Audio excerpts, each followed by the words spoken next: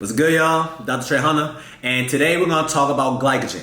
What is glycogen? What are the benefits of glycogen? And why this could be the main reason why you're not really seeing the scale drop. All right? Hey guys, My name is Michelle. Anita, Sarah, Julia, Peyton, Talia, Jazz, Marquita, I'm a physique. Zeke,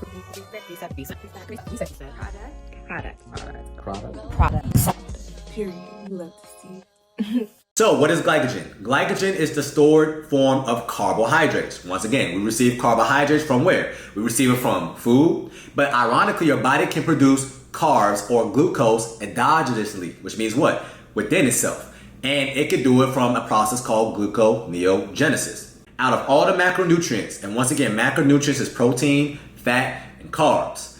The only one that your body can actually make for itself, carbohydrates or glucose. So what does that mean for you? Let's say you said, you know what, I'm never gonna have a protein again. You're gonna die. Let's say you say you're never gonna have a fat again. You're gonna die. If you say you're never gonna have a carb again, you're still gonna thrive.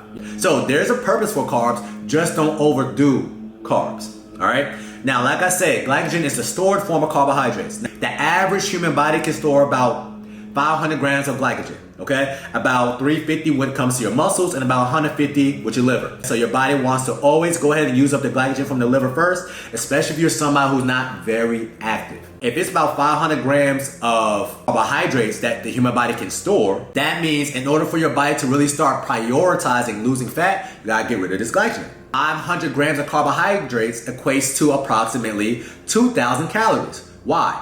Every single carbohydrate or 1 gram of carbohydrate equates to 4 calories.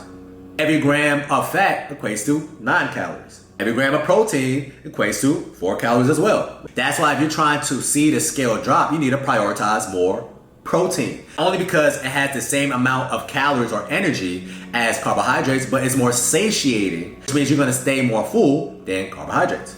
Make sense? If the human body can store about 2,000 calories worth of carbohydrates, when I have my clients do a 48-hour fast, what they realize is after that 24-hour mark, they start getting hungry. They start getting irritable. They start getting hangry. You want to punch somebody in the face. Why? Your body is left with no other energy. And if you're not metabolically adapted, if you didn't teach your body how to run off body fat like my clients, then ironically what's going to happen is you're going to start experiencing it. You're going to start feeling lethargic, sluggish, etc. So that's why you feel lethargic after a 24-hour fast. It's because technically your glycogen stores are depleted. The main reason why a lot of people have problems losing weight, not only that their glycogen stores are basically full, but they're spilling over. So let's say you have a cup, and let's say you fill this cup up to the brim. Now after you continue to put more water inside a cup, what's gonna happen? It's gonna spill over. What the human body does is once you give your body too much carbs, right? And let's say it went to your calves, it went to your arms, it went to your triceps, it went to your chest, and now it went to your liver, and now everything is full. What your liver is gonna do is gonna say, okay, cool, there's still more carbs coming in, and we gotta store this energy, because basically that's what this person is telling me. The whole purpose of eating is to tell your body to store this energy. Just keep that in mind. Think of your body like a machine, right? So if you overeat, what's gonna happen is your body's gonna say, okay, well, they want me to store this energy for a rainy day. So we're gonna turn this carb into fat through a process called de novo lipogenesis. Now, ironically, the people that's doing keto, what they're doing is they're eating so much fat that once their body get rid of the fat that they eat exogenously from an outside source, then they start tapping to its own body fat. But there's no barrier. When you're actually having a whole lot of carbs, there's a barrier. Your body gotta run through this glycogen stores first before it starts tapping to the body fat.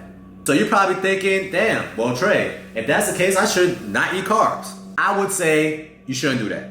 Why? Because if you start limiting yourself and restricting yourself, then it's gonna make your life even harder, right? It's not gonna be sustainable and you're not gonna be able to comply to it.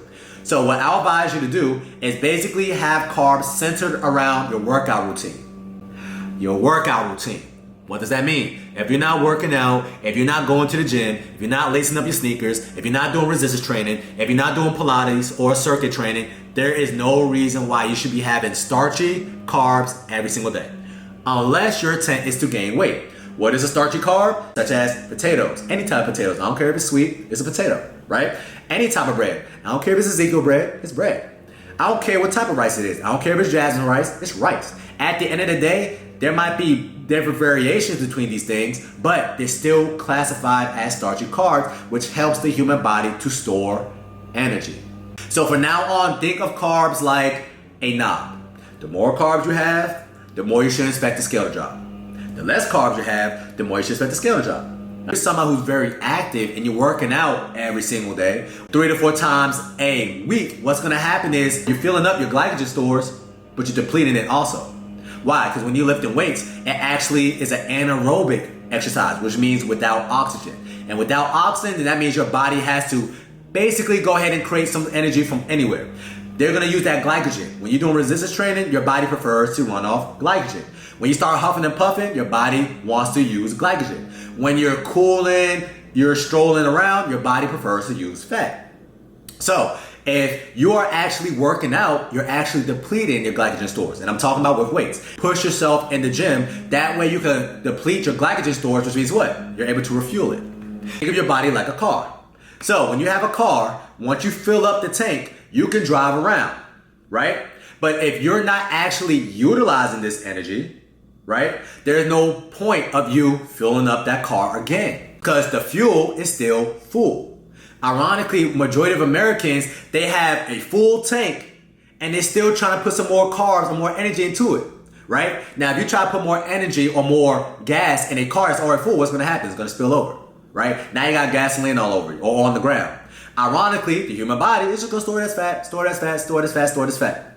So if you're not using the carbs, then there's no purpose for the carb. Your body's gonna store it as fat. So you can have carbs when you decide to work out. If you're somebody who's not very active and you're about to start trying to lose weight, what you need to do is have more leafy, green, cruciferous vegetables as your main source of carbs.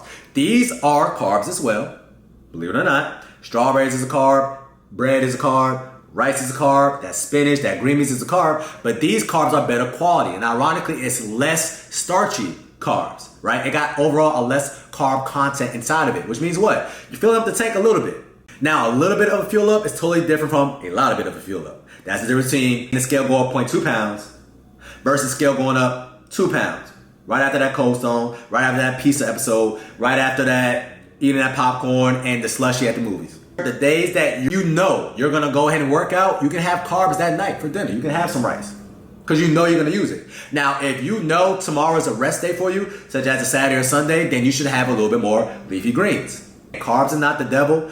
A lot of people don't understand what carbs do, okay? And keep in mind, carbs stands for carbohydrate, which means what? This is the storage form for plants. That's why you see a lot of plants got carbs in it, barely any protein, barely any fat in it. So if you're gonna have some carbs coming from plants, once again, this is a side, so treat the carb like a side, not the whole entire entree, like a salad, like a bed of rice with your rice and peas and cabbage when you go into a Jamaican restaurant, and you're gonna be good to go. Hopefully y'all learned something today. That's your reset tip of the day. It's gonna help you stay snatched all the time, knowing it's sometime. Talk to you soon.